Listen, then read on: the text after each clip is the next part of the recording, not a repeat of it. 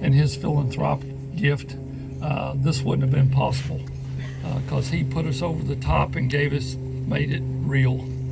And one of the things he told me when he did this, he said, "Now I want you to keep me in the loop on this." He said, "I want to see it as it evolves." So some of those, the tweet or whatever you call it, I put out those tweeters or twits that I put out, that's it. I should have faxed it, but it doesn't get out that's not a social media contact in this growing age. But I tried to keep him in the loop, but it is different changing times.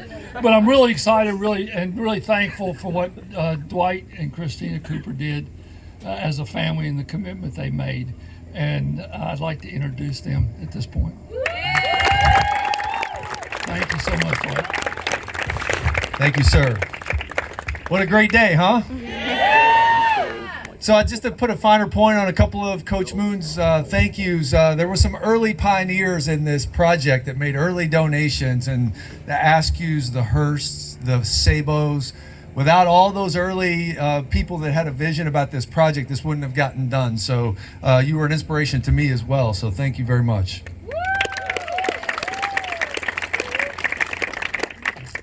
I personally wouldn't have, Coach thanked a lot of people that I was thinking about thanking as well, so I'm just going to say ditto to that. But there were a couple of other people that weren't on his list that I want to make sure I recognize. That the first person to bring this project to my attention, I think, was Coach Moon and Chris Decent, who's no longer with the university. So thanks to Chris's interest and involvement. Thanks to Carl Evans, who worked on this project, who's not with the university anymore. I have a personal thanks to two people that really got me re-engaged with UNF athletics. I had strayed from the nest for a while, and Coach Driscoll and our friend Mark Cagnasola. Most of you know those two folks, and it's impossible to spend any time with them at all without a little Osprey juju kind of rubbing off on you. And so they did that and brought me back into the fold of the university. So I'm excited to be a part of it. This decision that we made to support this project was 100% a family decision. Christine Cooper, my wife, is up here with me, but I also like my twins to stand up. Jordan and Logan Cooper.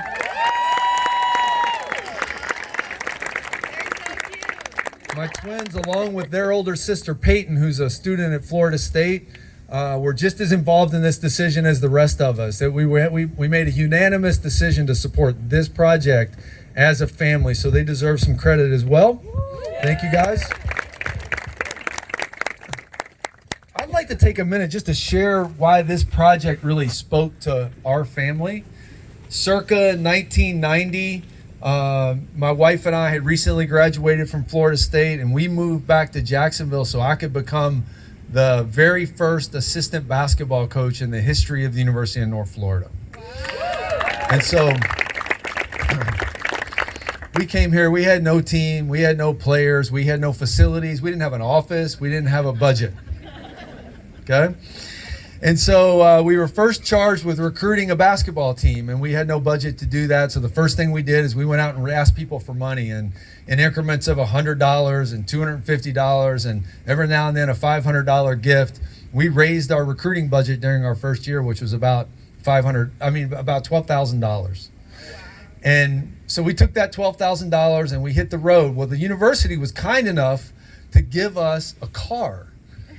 And so they had a surplus car. It was a baby blue, but you couldn't hardly tell it was baby blue because it was completely oxidized baby blue Chrysler K car that had over 230,000 miles on it. Mark, do you remember that car? You were a soccer player and we were driving that thing around, right? So it was better than my car, so I drove it. And we hit the road and we started the team. Once we had the recruits in-house, we didn't have any facilities. And so we didn't have a arena. We practiced at FSCJ, we practiced at Episcopal, and literally on occasion we practiced on the outdoor courts that used to be over here somewhere. And so there was some adversity with starting a new program, right? And so I wouldn't trade that adversity for anything. I learned a lot about resiliency and teamwork and grit and getting to work with people you care about to overcome difficult circumstances. And that adversity made me who I am today. And it was my wife who pointed out the parallels of the UNF beach volleyball program to what our experiences were. And as most of you are familiar with the adversity that the beach volleyball program has faced, they've been around for a decade. And 57 ladies talented, passionate ladies have worked their way through that program without a home volleyball court. And so that's adversity. They packed their cars up and go wherever they could find a court and a net. I know there were many occasions where you guys showed up at the beach and wanted to take a net, and there was some weekend warriors playing like 7-on-5 volleyball, right? And you couldn't even get the court. And so I'm pretty sure that adversity have made all of them a little bit better, made you guys a little bit better volleyball players, and made you a little bit more prepared for life. They even played some of their home games at their arch rival JU. Boo. Despite that adversity, they did it with a great attitude and a smile on their face, and they won a lot of volleyball games.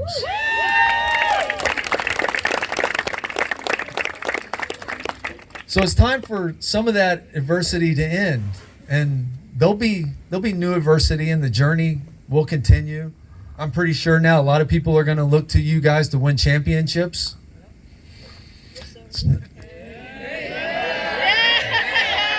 But if you guys keep behaving the way you behave, then those are going to come too.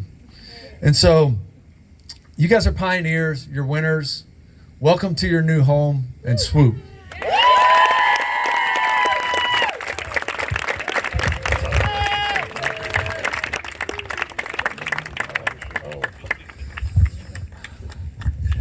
Next up,